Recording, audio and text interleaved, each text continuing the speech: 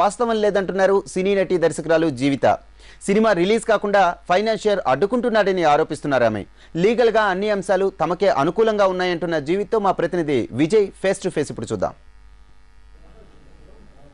ప్రముఖ నటి దర్శకురాలు జీవిత రాజశేఖర్ మీద బంజారాహిల్స్లో మనకి చీటింగ్ కేసు నమోదైంది. దీనికి సంబంధించి జీవిత గారిని అడిగి తెలుసుకుందాం. మేడం, ఈ కేసు నమోదైంది మీ మీద, దీనికి పూర్వపరాలు ఏంటి, అసలు ఏంటి దీనికి పూర్వపరాలంటే ఇప్పుడు మహంకాళి సినిమాని ఇనిషియల్గా అంజేరి ఆర్ట్స్ బ్యానర్ మీద సురేందర్ రెడ్డి, పరంధామరెడ్డి అని ఇద్దరు ప్రొడ్యూసర్స్ వచ్చి మనల్ని అప్రోచ్ అయ్యారు. రాజశేఖర్ గారి డేట్స్, నేను డైరెక్టర్గా సినిమా మొదలుపెట్టాం. సినిమా కొంచెం పాట అయిన తర్వాత అతను సినిమా షూటింగ్ ఆపేశాడు, ఫండ్స్ ప్రాబ్లం అని చెప్పారు. ఏంటంటే దానికి అతను ఇచ్చిన ఎక్స్ప్లెనేషను అశోక్ వల్లభనేని అన్న అతను ఫినాన్షియర్ ఈ సినిమాకి. అతను నాకు టోటల్ మూవీకి 1.5 crore ఫైనాన్స్ చేస్తా అన్నాడు. నేను 1.5 crore అతను ఇంట్రెస్ట్ 27 lakhs డిడక్ట్ చేసుకొని నాకు 1.23 lakhs ఇచ్చాడు. అంటే 6% లెక్కన ఇచ్చాడు. సో ఈ 1.23 lakhs నేను సినిమా కంప్లీట్ చేయలేకపోతున్నాను. నాకు బయట డబ్బులు పుట్టడం లేదు, సో నేను చేయలేను. ఫర్దర్గా మీరు కనుక టేక్ ఓవర్ చేసుకొని మీరు కంప్లీట్ చేసుకుంటే చేసుకోండి మేడం. అలా చేసుకోవాలంటే కనుక ఒకే క్లాస్ ఏంటంటే మీరు సినిమా రిలీజ్ చేసే ముందు ఈ సురేందర్ రెడ్డికి మీరు సెటిల్ చేసేసేయండి అన్నారు. ఓకే అని చెప్పాం.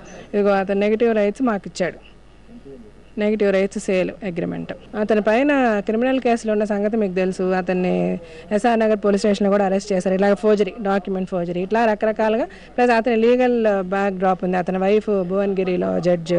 సో ఇవన్నీ పెట్టుకొని ఏవో లీగల్గా రాసేసుకోవడం, థ్రెటన్ చేయడం అతనికి అలవాటు. నేనండి ఇదే పద్ధతిలో అతను చేయబోయాడు. మేం కాదు, కూడదు, ఇదే మీరు రీజనబుల్ సెటిల్మెంట్కి అయితే రండి అన్నాం. ఇది ఇంకా అలా డిస్కషన్ జరుగుతుండగానే నేను సినిమా అమ్మేశాను ఎవరికో మల్టీ డైమెన్షన్ వాళ్ళకి అని అతను పెట్టాడు. నేను ఎవరికి సినిమా అమ్మలే. సినిమా అలాగే ఉంది. సినిమాని అమ్ముదాము, రిలీజ్ చేద్దాము, రండి అందరూ ఒక అమికబుల్ సెటిల్మెంట్కి వచ్చి చేద్దామని నేను చెప్తున్నా. దానికి రాకుండా ఇప్పుడు వీళ్ళు ఇలాగా కోర్టుని ఆశ్రయించారు. ఎందుకు ఆశ్రయించారు నాకు అర్థం కాదు. ఇప్పుడు రేపు కోర్టులో కూడా ఏం చెప్తారు? నేనేమి వాళ్ళకి అగెన్స్ట్గా పోలే. సో నేను సినిమా అమ్మాను అన్నది అతను ప్రూవ్ చేయనివ్వండి రేపు కోర్టులో. అంటే మరొక వైపు మీకు తెలిసిన పోలీస్ అధికారుల ద్వారా అశోక్ని ఫైనాన్షియర్ అశోక్ని బెదిరిస్తున్నారు, చంపేస్తామని బెదిరిస్తున్నారని కూడా అతను ఆరోపణలు చేస్తున్నాడు. ఇది ఇంతవరకు అదే దాన్ని కూడా చెప్తే ఇప్పుడు యాక్చువల్గా అతని మీద చాలా క్రిమినల్ కేసులు ఉన్నాయి. సో ఏ కేసుకు సంబంధించి ఏ పోలీసు ఎందుకు అతనికి ఫోన్ చేశాడో మనకు తెలియదు. ఎవరైనా చేసి ఉంటే కాకపోతే మా తరఫున అయితే ఎవరు చేయలే. మేము ఏమన్నా అప్రోచ్ కాదు, మేము అవన్నీ చేయమని చెప్పలే. అయితే మొత్తం మీద ఈ మహంకాళి సినిమా వివాదానికి సంబంధించి ఎలా పరిష్కరిద్దాం అనుకుంటున్నాం? ఏ పరిష్కారం లేదు సార్. ఇందులో న్యాయం ధర్మం ఏది ఉంటే అది జరుగుతుంది, సింపుల్. అయితే మహంకాళి సినిమా వివాదానికి సంబంధించి తమ వైపు ఎటువంటి తప్పు లేదని, అంత అవసరమైతే కోర్టులో ఎంతవరకైనా తేల్చుకోవడానికి తాము సిద్ధమంటున్నారు జీవిత రాజశేఖర్. కెమెరా పర్సన్ ఫనీతో విజయ్, ఎన్టీవీ, హైదరాబాద్.